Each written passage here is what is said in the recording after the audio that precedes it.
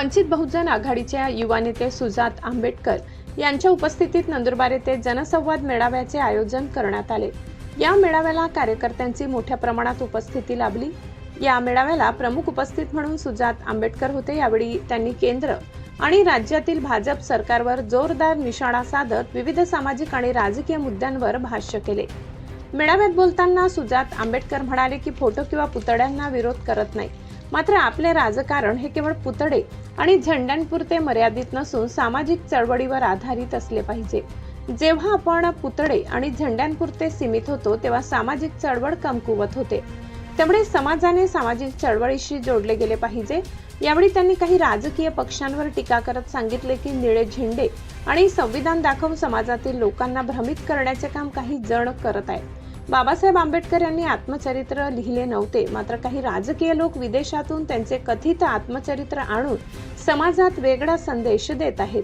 हे पुस्तक डायमंड पब्लिकेशनचे असून त्यामागे RSSचा संबंध असल्याचा आरोप त्यांनी केला।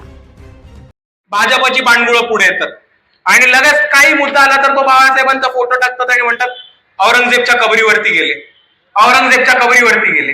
याच भाजपच्या बांडगुळांना मला एक प्रश्न विचारायचा आहे की कोरोना काळ आठवा।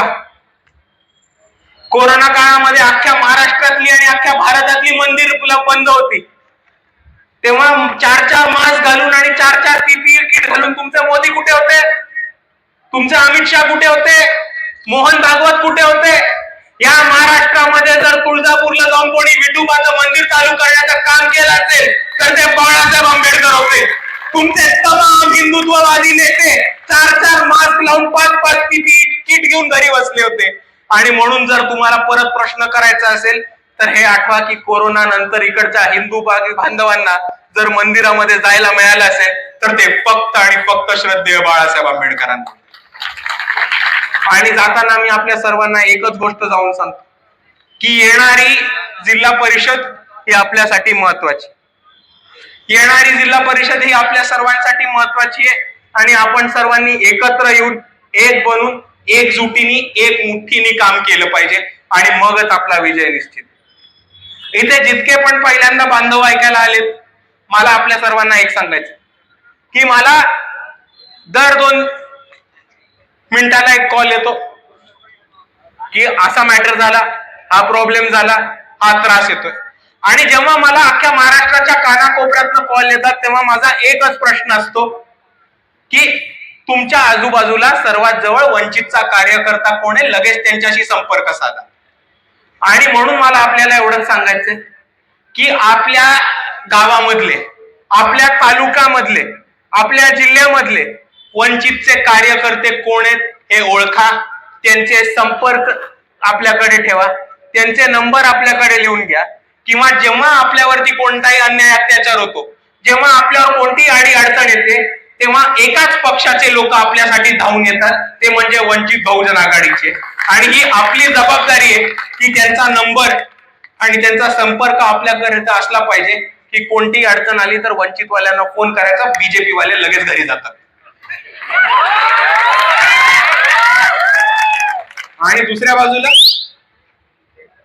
सर्व कार्यकर्त्यांची माझी ही विनंती आहे की ही जिल्हा परिषदची निवडणूक आपल्या हातातली निवडणूक आहे आणि कोणत्याही परिस्थितीत ही आपल्याला गमवायची नाही। ही निवडणूक कार्यकर्त्यांची निवडणूक आहे, स्थानिक प्रश्नांवरती लढणारी जाणारी निवडणूक आहे। तर आपल्या गणामधले, आपल्या गटामधले प्रश्न काय, आपण लोकांपर्यंत कसं पोहोचू शकतो, आपण लोकांचे प्रश्न कसे सोडवू शकतो आणि आपण आपल्या गणामध्ये आणि आपल्या गटामध्ये कसा विकास करू शकतो, या पद्धतीने आपण पूर्ण तयारी करा।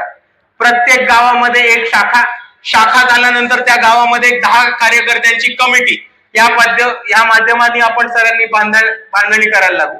आणि शेवटचा आणि महत्वाचा मुद्दा की ही जी जिल्हा परिषदेची निवडणूक आहे ती कार्यकर्त्यांची निवडणूक आहे।